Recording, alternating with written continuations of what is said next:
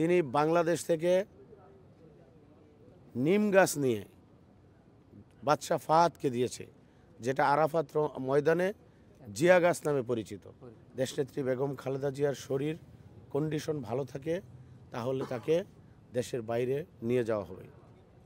আমরা সকলের কাছে অনুরোধ করব, আমরা দেশনেত্রীর জন্য দোয়া করব। এই পরিবারের কাছে আমরা ঋণী। বাংলাদেশে মাত্র ৩ বছরের শাসনামলে শহীদ রাষ্ট্রপতি জিয়াউর রহমানকে আমরা মনে প্রাণে ভালোবাসি। তার সততার যে দৃষ্টান্ত আমরা শুনেছি, যে তার শার্ট ছোটো করে তার ছেলেদের পরাতো, প্যান্ট ছোট করে তার ছেলেদের, আমাদের ভারপ্রাপ্ত চেয়ারম্যান তারেক রহমানকে পরাতো, আরাফাত রহমান কোকোকে পরাতো। তিনি অত্যন্ত মিতব্যয়ী ছিল, তার সততা ছিল। সে গ্রাম উন্নয়ন করেছে, গ্রামের কাজ করেছে।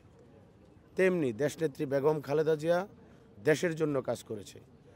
ভারপ্রাপ্ত চেয়ারম্যান জনাব তারেক রহমান সাহেব 17 বছর নির্বাসনে তার 17 বছরে বাংলাদেশের জনগণের জন্য অক্লান্ত পরিশ্রম করে আজকে একটা ফ্যাসিস্টকে বাংলাদেশ থেকে বিতাড়িত করেছে।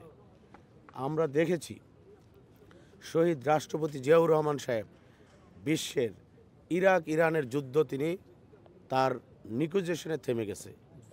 তিনি বাংলাদেশ থেকে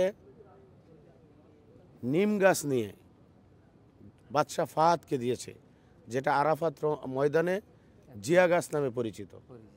আমরা এখনও তার সুফল ভোগ করি। বাংলাদেশের সুনাম উজ্জ্বল করেছে।